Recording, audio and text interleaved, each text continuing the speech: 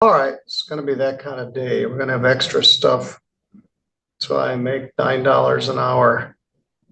They pay me to be here and take care of things.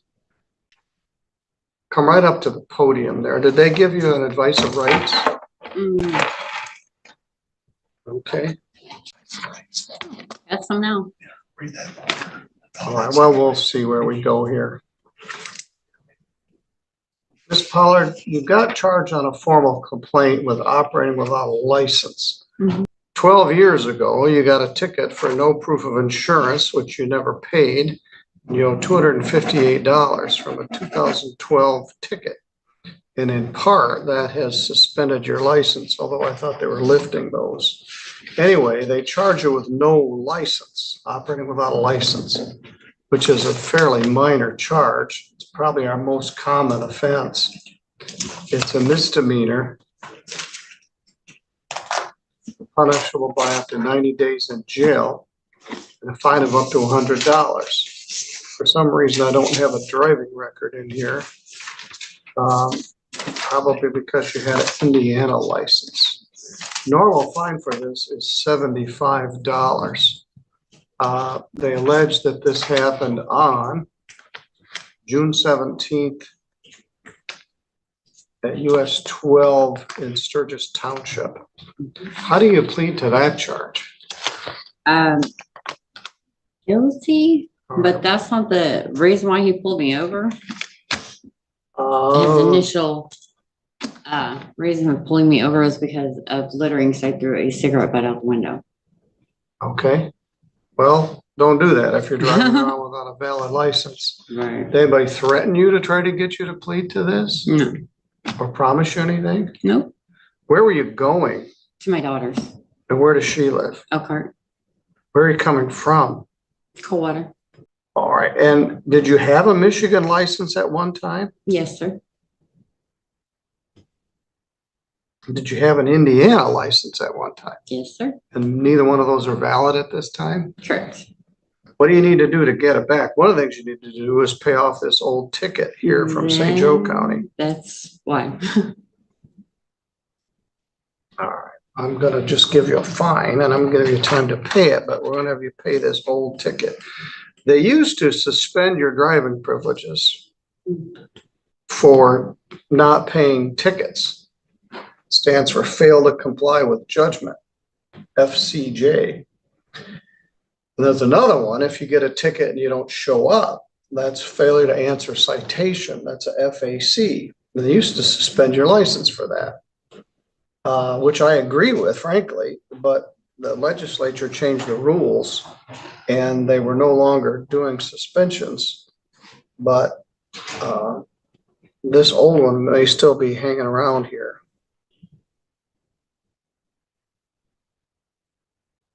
I'm going to fine you $75, $75 crime victims' rights fee, and a $50 state minimum fee. That's $200. Also, I want you to pay that old ticket of $258. We have a long memory around here. My memory goes back to 1980. After I leave, nobody will remember anything, but Heather, were you even born in 1980? Okay. Okay. Can you pay that or you need to set up a payment plan? I can't pay that. Now, is there any way that I can get like a restricted license so I can? Possibly if you get all this stuff cleared up. But I can't work if I'm not supposed to drive. Well, you weren't working. You were driving at 4 o'clock in the morning from your house to your daughter's house. And so you've lost your license for reasons I don't completely understand, since I don't have a Michigan or Indiana driving record in here, but you don't have a license. Tickets. So some people can't get a license because they don't have residency status. You don't have that problem. One of the things you need to do is pay off this old ticket. Yes. And then go to the Michigan Secretary of State and find out what you need to do to get your license back. This is going to go on your Michigan driving record. I've attached your advice of rights to it. And paying off this old ticket will probably help your cause. All right, Ms. Pollard, you're good to go. How much can you pay each month? I have to get a job. Oh, well, otherwise, this one, all right, well, I want at least $25 per month. Okay, all right, good luck, man. We have someone who, Ms. Pollard, would you come back up to the podium?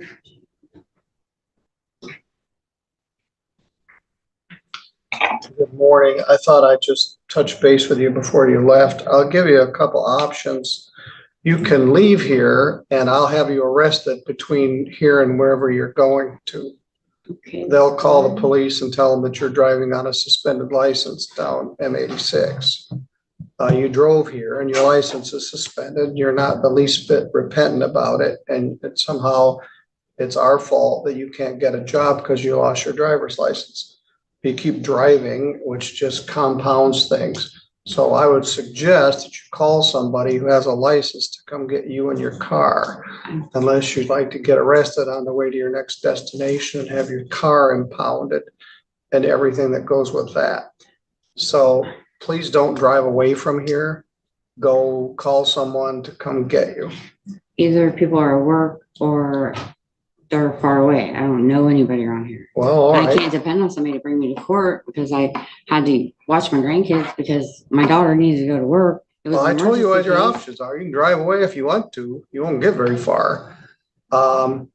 So see what you can do, Right, but don't drive. right. All right, good luck. All right, you got a ride here today. You know James George? Mhm. He works at Lozier and he lives about 200 yards from where you do. May ought to work out getting a ride back and forth with him. That's usually who I ride with, but he took vacation that day. Well, he hadn't had a license in about 20 years. And bless his heart, we made a lot of effort and work and he got his damn driver's license. I'm very proud of him.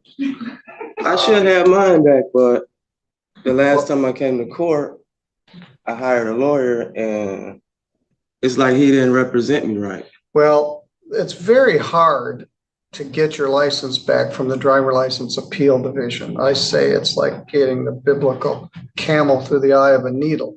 James was in sobriety court and he did a bunch of real hard work and he had to start from scratch. He had to take the driver test. He had to get a permit. He had to parallel park. He had to do all that stuff, but he got his license. He hadn't had his license for a long time. Anyway, I'm very proud of him, but tell him he shouldn't take vacation and leave you stranded. But anyway, you owe me $225. Tell him I said hello. Can you pay that within 30 days? Yeah. All right, we'll make that. Yeah, you're in a very and it's not necessarily your lawyer's fault. Okay, what if I tried to tell him or ask him to do something and he tried to act like a big shot, like, I got this, I'm your lawyer. So I tried to ask him something, but I didn't get a chance to. Well, I don't know the answer to that one. All I know is it's very common to get denied by the driver license appeal division when you've got alcohol convictions on there. They want a long history of sobriety. They want AA participation. They want to know about all that stuff. James had it because he had me on his back for a year and a half, but he did get where he needed to go. I'm gonna give you an envelope, give you time to pay it. Did you first pick this up? No, I never got a hearing for it. But my thing is, they say I refuse the breathalyzer. And they went to the Secretary of State. So how can I refuse if you give me a choice? All right, Mr. Hayes. Good luck, sir. If you need more time, contact the court. What started as a cigarette butt tossed out a window turned into a courtroom moment that exposed just how quickly small decisions can spiral into life-altering consequences. Miss Pard came before the court on a charge of operating without a license. A misdemeanor, yes, but one rooted in a chain of unresolved issues stretching back over a decade. A 2012 ticket for no proof of insurance, never paid. A $258 balance that quietly suspended her driving privileges. And a woman who, despite all of that, kept getting behind the wheel. The judge didn't come down hard, $75 fine, fees totaling $200, and a payment plan of $25 a month. But what made this hearing remarkable wasn't the sentence. It was what came after. Before she could walk out the door, the judge called her back and issued a warning that cut straight to the point: drive away from here on a suspended license, and you will be arrested before you reach the highway. No anger, no lecture, just a clear, measured reality check from a judge who'd seen this story play out too many times before. The deeper lesson here is one that resonates far beyond this courtroom. Unresolved tickets don't disappear. Suspended licenses don't fix themselves. And every time someone drives without taking care of the underlying problem, they're not just breaking the law, they're digging a deeper hole. Miss Pard was pointed toward a way out. Pay the old ticket, visit the Secretary of State, and do the work. Whether she takes that path is up to her. If you found this case as eye-opening as we did, hit that like button, drop your thoughts in the comments, and subscribe for more real courtroom breakdowns, because justice never gets old.